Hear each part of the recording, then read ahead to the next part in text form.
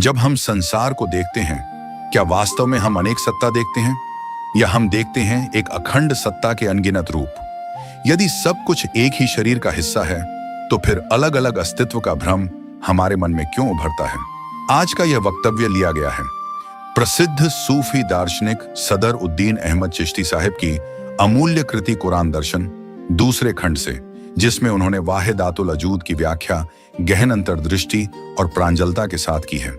वाहिद का अर्थ है एक और अजूद का अर्थ है शरीर। अतः वाहिदातुल अजूद का अर्थ सब कुछ एक शरीर में समन्वित एक अविभाज्य सत्ता। यह सिद्धांत अद्वैतवाद या सर्वेश्वरवाद पैंथिज्म के नाम से जाना जाता है। इसका मूल संदेश है सभी अस्तित्वशील सत्ताओं का मूल स्रोत एक ही है। उसी एक से सभी सत्ताओं का उद्भव होता है और सब कुछ मूलतः एक ईश्वरीय सत्ता के विभिन्न रूप मात्र हैं। ब्रह्मांड वास्तव में अल्लाह का विकसित प्रकट रूप है, इसलिए वही सब कुछ है और सब कुछ उनके प्रकट रूप हैं। अल्लाह के अलावा कोई दूसरी सत्ता नहीं है। यहाँ सवाल उठता है, यदि सब कुछ अल्लाह का प्रकट रूप है, तो फिर हम अलग अलग अस्तित्व क्यों अनुभव करते हैं? इसका उत्तर देते हैं चिश्ती साहिब 3 स्तरों की संकल्पना में, आहद अल्लाह, सामाद अल्लाह और ला शरीक या निराकार अल्लाह। पहला स्तर आहद अल्लाह। आहद का अर्थ है एकता या एकक। जैसे कई तत्व मिलकर एक समग्र रचना बनाते हैं, उसी प्रकार अल्लाह जीव, जड़ और शक्ति के रूप में बहुरूप में प्रकट है। उनके बाहर कोई अस्तित्व नहीं। आहद जगत की प्रत्येक सत्ता दुर्बल, अस्थायी और निर्भरशील है।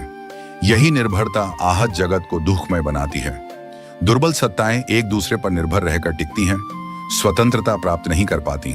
सूफियों के अनुसार यह दुर्बल रूप ही मूलतः आहद अल्लाह है।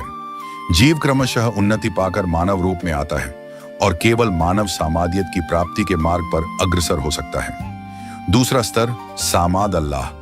अल्लाह नबी, रसूल, औलिया या आध्यात्मिक गुरु के रूप में मानव देह में अवतरित होकर सृष्टि का मार्गदर्शन करते हैं। सामाद सत्ता स्वतंत्र, मुक्त और निर्भर रहित है। वही सृष्टि का संचालन करती है, स्वर्ग और नर्क के स्वरूप एवं गति का निर्धारण करती है। लेकिन सामाद का गहन अर्थ मानव के भीतर की साधना में निहित है। जब चेतनात्मा साक्षी मन की सभी चिंताओं पर जागृत होती है, तब मन अपनी अहमियत को देखता है। धीरे धीरे वह अहमियत समाप्त हो जाती है। तब मन परम चेतना के प्रकाश में प्रकाशित होता है। इस मिलन को सूफियों ने सामादियत कहा है, जहां मन मानवीय अहंकार से मुक्त परंतु परम चेतना के प्रकाश से आलोकित होता है। इसी अवस्था में मानव और अल्लाह का एकीकृत अनुभव होता है। जो व्यक्ति शरीर और मन के बाहर से उन्हें साक्षी भाव से देखना सीखता है, वह सामाद के प्रकाश में दीप्त होता है। जो इस साधना में रत नहीं है, वे भी अल्लाह का हिस्सा हैं, लेकिन अभी कमजोर हैं, आहद के स्तर पर। तीसरा स्तर ला शरीक अल्लाह। वे निराकार फिर भी चिर अस्तित्वमान हैं। जब कुछ भी नहीं था, न स्थान था न काल, तब भी वे थे।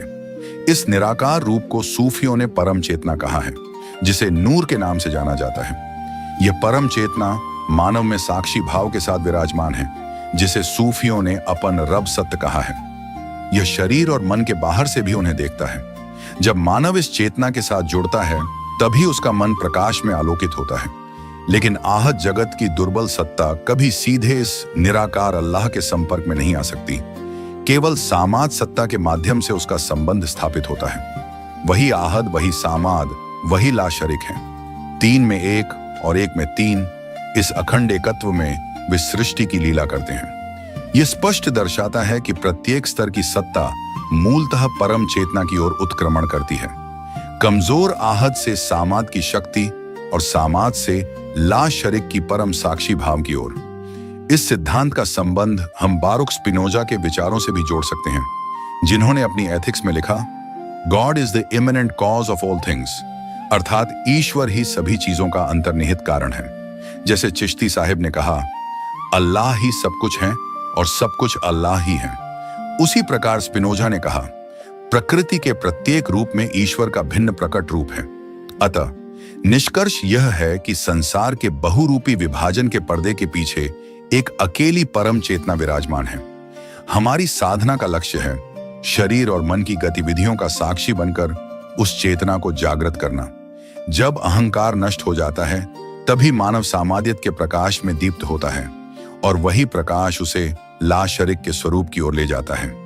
वही एक हैं, वही तीन हैं। इसी तीनों के भीतर छिपा है सृष्टि का महान लीला। प्रश्न यह है, क्या हम उस लीला के मौन साक्षी बन पाए हैं या अभी भी भ्रम की परतों में बंधे हैं?